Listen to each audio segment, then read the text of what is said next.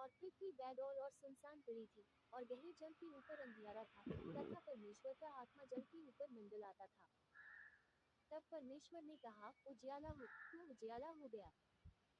और परमेश्वर ने उजियाले को देखा कि अच्छा है, और परमेश्वर ने उजियाले को अंधियारे से अलग किया। और परमेश्वर ने उजियाले को दिन और अंधियारे को रात कहा। तथा सांझ हुई फिर भोर हुआ। इस प्रकार पहला दिन हो गया। फिर परमेश्वर ने कहा, जल के बीच एक ऐसा अंतर हो कि जल दो भाग हो जाए। तब परमेश्वर ने एक अंतर करके उसके नीचे के जल और उसके ऊपर के जल को अलग अलग किया। और परमेश्वर ने उजियाले को दिन और अंधियारे को रात कहा। तथा सांझ हुई फिर भोर हुआ। इस प्रकार पहला दिन हो गया। फिर परमेश्वर ने कहा, जल के बीच एक ऐसा अंतर हो कि जल दो भाग हो जाए। तब परमेश्वर ने एक अंतर करके उसके नीचे के जल और उसके ऊपर के जल को अलग अलग किया, और वैसा ही हो गया। और परमेश्वर ने उस अंतर को आकाश कहा। तथा सांझ हुई फिर भोर हुआ। इस प्रकार दूसरा दिन हो गया। फिर परमेश्वर ने कहा, आकाश के नीचे का जल एक स्थान में इकट्ठा हो जाए और सूखी भूमि दिखाई दे, और वैसा ही हो गया। और परमेश्वर ने सूखी भूमि को पृथ्वी कहा, तथा जो जल इकट्ठा हुआ उसको उसने समुद्र कहा। और परमेश्वर ने देखा कि अच्छा है।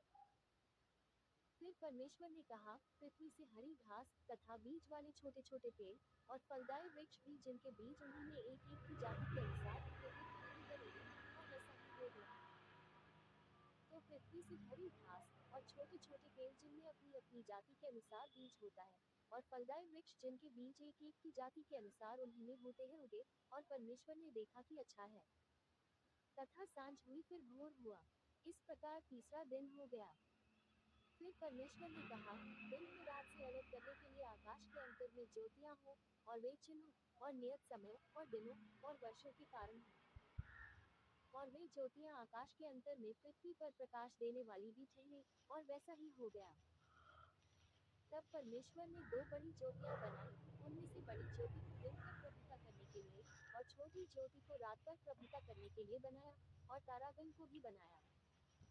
परमेश्वर ने उनको आकाश के अंतर में इसलिए रखा कि वे पृथ्वी पर प्रकाश दें, तथा दिन और रात पर प्रभुता करे, और उजियाले को अंधियारे से अलग करे। और परमेश्वर ने देखा कि अच्छा है। तथा सांझ हुई फिर भोर हुआ। इस प्रकार चौथा दिन हो गया। फिर परमेश्वर ने कहा, जलचर प्राणियों से बहुत ही बढ़ जाए, और पक्षी पृथ्वी के ऊपर आकाश के अंतर में उड़े। इसलिए परमेश्वर ने जाति जाति के बड़े बड़े जल जंतुओं की और उन सब जीवित प्राणियों की भी सृष्टि की जो चलते फिरते हैं, जिनसे जल बहुत ही भर गया, और एक एक जाति के उड़ने वाले पक्षियों की भी सृष्टि की। और परमेश्वर ने देखा कि अच्छा है। और परमेश्वर ने ये कह के उनको आशीष दी कि फूलो फलो और समुद्र के जल में भर जाओ, और पक्षी पृथ्वी पर बढ़े। तथा सांझ हुई फिर भोर हुआ। इस प्रकार पांचवा दिन हो गया। फिर परमेश्वर ने कहा, पृथ्वी से एक एक जाति के जीवित प्राणी, अर्थात घरेलू पशु और रेंगने वाले जंतु, और पृथ्वी के वन पशु जाति जाति के अनुसार उत्पन्न हो। और वैसा ही हो गया। सो परमेश्वर ने पृथ्वी की जाति जाति के वन पशुओं को, और जाति जाति के घरेलू पशुओं को, और जाति जाति के भूमि पर सब रेंगने वाले जंतुओं को बनाया। और परमेश्वर ने देखा कि अच्छा है।